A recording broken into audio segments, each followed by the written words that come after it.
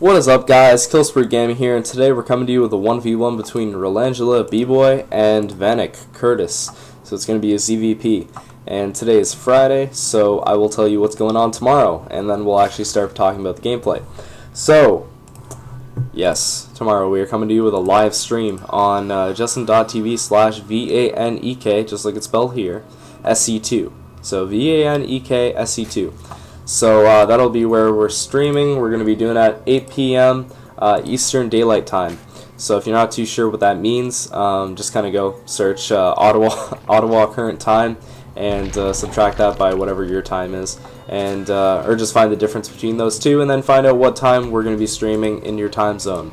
So not too hard to do, and it's going to be a lot of fun. You know, Curtis got his Korean account, so we may be streaming some Korean ladder, and it's way different than North American ladder. So if you haven't actually checked out the Korean scene, it's very, very different.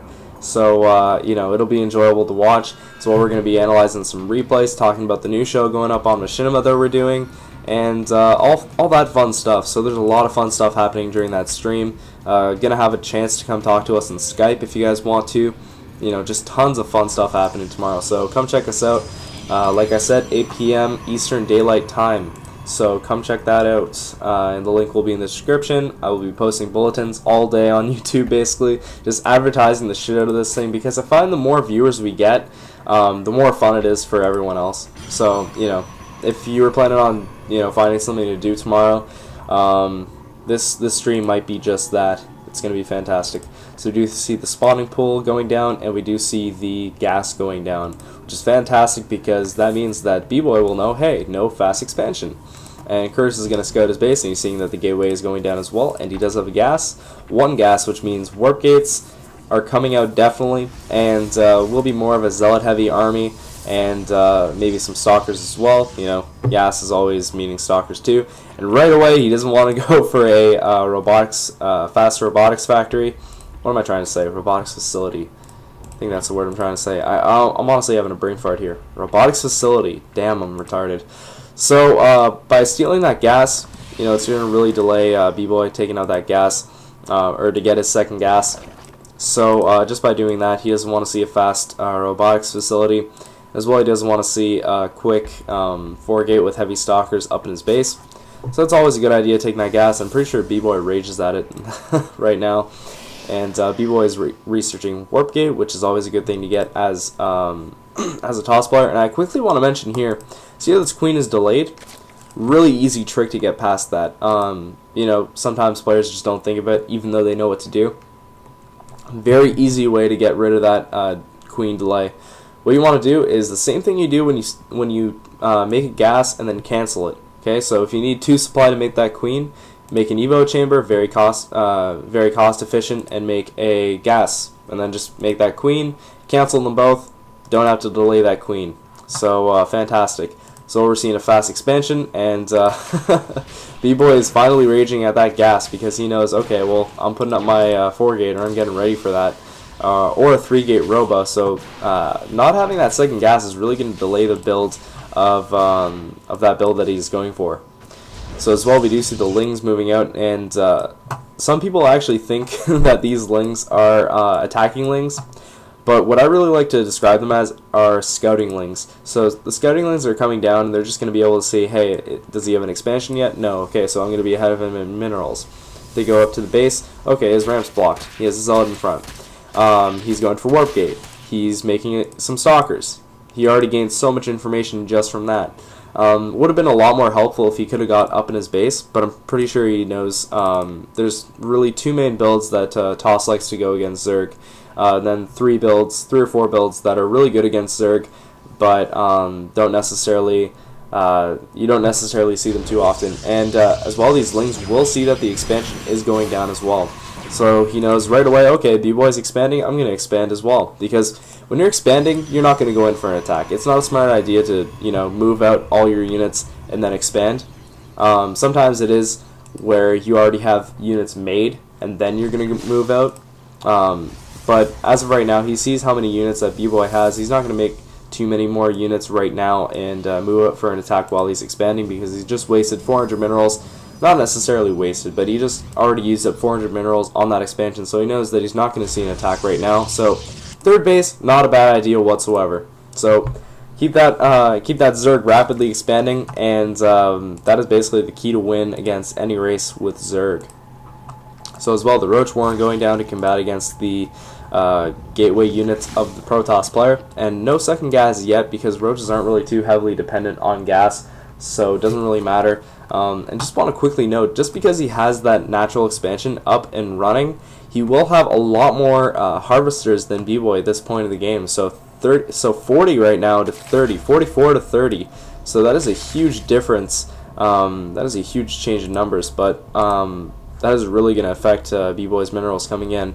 And you will see that Curtis is using those minerals to the best of his abilities, and he is currently on 3 bases, getting that third queen out, and most likely will be trying to spread that creep to the third base, or he would leave it as a secret base, because if B-Boy comes in for the attack, sees that there's no creep spread up here, that basically says to B-Boy, okay, well, he must only be on 2 bases. Then when he finds out, okay, he's actually on 3, that kind of hurts. Because, you know, if you're on 3 bases, you're going to be able to send out a lot more units, and if your opponent only thinks you're on 2 bases but you're really on 3, your opponent could go in for a big attack when really it's a terrible time to attack. So that could really be the difference maker in this game. And as well, he does have a observer coming out from the robotics facility, finally has it down, and don't be too surprised if we do see some Colossi, because Colossi are very good against Zerg, just especially. And Thermal Lance as well, very good against Zerg. B-Boy taking that Xel'Naga tower just really quick, getting rid of that Zergling at the Xel'Naga. Not a bad idea at all, because Xel'Nagas are very important in this game. If Curtis has two Zerglings at each Xel'Naga, he's going to know exactly when B-Boy is moving out for an attack. So he's going to be able to prepare himself, get his units out, get them all ready, and that's pretty much it. As well, we do have the +1. Quickly want to mention, +1 attack is crucial against Zerg. You'll see the crazy difference that that you have in any TOS versus TV. What am I trying to say? PVZ. If you notice your units aren't really doing too much, when you have +1, it does so much more. It's so efficient against in PVZs. So as well, he does have 5 gateways right now, which is not a bad idea at all, because he's going to be able to try and outmass the Zerg player, Curtis, and as well has the robotic spade down, and we'll be making some Colossi. And I don't know if the Observer actually scouted. Yes, okay, good. So the Observer saw that the Roaches were coming, so getting an Immortal out is a very good idea, because Immortals just eat up Roaches, especially when you have +1, and he is going for 2, so he's going to be 1-on-1. So that is going to be good against any units that Curtis has. And I don't think we actually have an Evo chamber down yet. No, we do not. We do not see any upgrades as of right now. And B-Boy having this observer in Curtis's base is just awesome, because he's going to see exactly what Curtis is doing. And we do have the Roach speed that did complete, and we do have the Overlord speed, which means it does open up a lot of possibilities for drops, and it really kind of closes that distance that you can have with Phoenixes just going for your Overlords. But we do not see a Stargate yet. It is actually a very powerful build if you go 3-gate Stargate and use the Phoenixes just to snipe out all the Overlords. It's really annoying as a Zerg player. And we do see that B-Boy is moving out for a 3rd base, and as you can see here, there are lings right here. So if we look at his perspective, if we look at Vanek's perspective, he does not see that there's a 3rd base, but at any time he can move those Zerglings and go and check if B-Boy's 3rd base is up and running. So he is going for the gas, and right now, okay, there we go. Curtis knows that the 3rd base is going down, so hey, look what this drone is doing, going for a 4th base. So really kind of pushing the pace and kind of keeping up with B-Boy's expanding. It's really weird, because usually you see Protoss players trying to keep up with Zerg's expanding, which is happening right now. You know, every time B-Boy sees that there's a 3rd expansion, he did see that with the Observer, he's like, okay, well, I have to expand. So then every time Curtis actually scouts out that B-Boy is expanding, he just goes, okay, well, I'm going to expand too. So just keeping up and always having one more base than B-Boy will have. And that's a lot of Roaches going down right now. So big attack, tons of cannons. Looks like Curtis is in a little bad position right now because there are force fields, and as well the Blink Stalkers are really going to close that distance of the roaches. The cannons are doing a fantastic job of taking out those cannons, and as well the Colossus and the Immortals are in very, very good positions. So this could be very bad for Vanek right now because the Colossus and the Immortal are currently taking no damage whatsoever, and those are very good units for taking out roaches. So the longer they just sit back and take like the least amount of damage they can, the more damage they will overall do. And overall, losing a lot of Stalkers and a lot of Zealots and a lot of Sentries. But overall, I think winning that fight because he defended off his third base, and as well he has his 2 Colossus still left, and his Immortal is still alive. So he's going to have a huge edge in whatever fight happens next, or at least in his mind, because he has like 2 Colossus and 1 Immortal, thinking, okay, well I can defend, you know, whatever else comes my way. But really, Curtis is on 4 bases right now. So the faster he saturates that 4th base, you know, he's going to have such a huge edge over B-Boy's minerals and gas as well, because he is actually on all gas right now, which means basically, you know, he's on 2 gases for each base, the maximum. So if he ends up going for these 2 gases, well, he will be ahead of gas. Well, he is currently ahead of gas by a lot as well. And moving out with roaches for another attack, and keeping some roaches or some Zerglings around here, which will most likely go into the main base while he is attacking. So very good strategy against any race again, because you know you're really diverting the attention of the attacking units. So look at this, pulls all of the Colossus and you know, Stalkers and everything, pulls all of them over here, and in the meantime brings the Zerglings over here to his mineral line. So right away his units have to back up and decide, okay, well, am I am I going to move back and defend against my main base being attacked, or am I going to keep my units to defend the 3rd base? And what would have happened, what would have been really bad is if actually Curtis would have attacked at that point, because would have had tons of roaches attacking these Stalkers and this 3rd base, and as well would have had these Zerglings taking out whatever's happening at B-Boy's main. So very out of position, would have really taken B-Boy out of position, which would have been very bad. Well, really good for him. And as well going on 5 bases now. So moving on to the 5th, so he's going to have a ton of larvae, going to be able to restock his units very fast. Again, like I said, if he saturates these 2 bases, he's going to have a huge edge in minerals, which means basically if I send this army over there and get taken out, well, doesn't matter because I'm just going to be able to replenish those units that I lost anyways. That's the fantastic thing about Zerg. As well, he does have Corruptors, which is fantastic as well, because and Infestors too. So Corruptors is going to be great against taking out Colossus, because he does actually have some Colossi right now.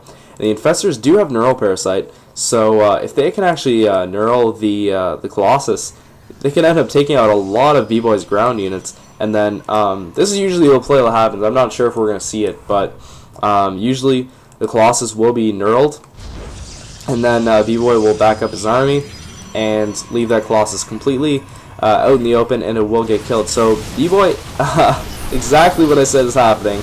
We are seeing some Neural Parasite, we are seeing the Corruptors attacking the other Colossus, and B-Boy is backing up his army, which is leaving these 2 Colossus completely defenseless against Curse's units. So as well, now the gold is completely open for the taking, even though he's on 5 bases. So Curse may actually right now want to take that gold, because he is in perfect position to do it right now.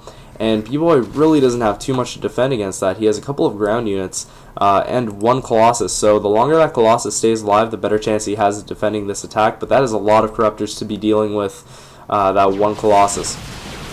So the battle going down, the Roach is pretty much swarming B-Boy's units. He may actually want to try and blink, but we do not see a blink.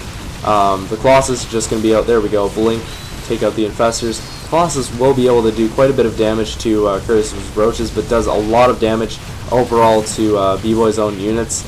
As well, the Corruptors aren't really going to be at too much use right now, but they will be able to take out any more Colossus that do come out, and we do have one on the way. Or, sorry, yes, we do see a Colossus. I thought that was an Immortal for a second. As well, the Roaches are pretty much going to be able to take anything else out. You see a lot of Stalkers being warped in, and that Colossus, but the Corruptors are on the ball, and they're going to go right for that Colossus, even if it means they're going to be dead themselves. And basically, B-Boy's defense right now is or his main idea right now is just keep that Colossus alive. That is his main chance of winning this game. but currently it does not look good for B-Boy because, you know, Vanek right now is on 5 bases and going for a gold. So already has a huge edge in minerals, already has a huge edge in gas, and is actually maxed out right now. So Vanek is maxed out on units, and B-Boy only at 100 supply. And just look at the harvesters of Vanek, 75 to 55, and 55 roaches to 11 stalkers, 7 zealots, and 1 colossus. So it does not look good for B-Boy at this point in the game. He's going to have to use those probes to defend these roaches, but I don't think it's going to be enough because there's a second fleet of roaches going right into the main base. So, like I said before, those Zerglings really diverts the attention of B-Boy's army. So even if these units completely kill all the roaches here, he would have had this basically this massive fleet of roaches to deal with as well. So he will say GG or just G, and we'll end up leaving the game. So either way, good play by both players. You know, B-Boy had some really good really good scouting in this game with the observer and as well that pylon to see if Curtis was going to go expand at this mineral line. As well, he saw all the bases that Curtis was on. Pretty much tried to keep those Colossus as well as he, I guess, alive as well as he could. As well, doing some very good blinking with those stalkers. But you know, the story of this game was really the fact that Vanek was on 5 bases. And going on that gold, so he was just able to replenish all his units that he was making. Even if all those units got killed, he would just be able to replenish them all over again. So anyways, I hope you guys enjoyed the replay. I really enjoyed this replay. I like the Neuroparasite and the Corruptor use against the Colossus. Hope you guys subscribe to Kill Spree Gaming. And remember guys, remember, tomorrow is the live cast on justin.tv/VANEKSC2. So hope you guys come check that out at 8 p.m. Eastern Daylight Time. That is what the time will be. So 8 p.m. EDT. So yeah, hope you guys come check that out. Hope you guys enjoy the replay. Subscribe to Kill Spree Gaming and take care. Peace.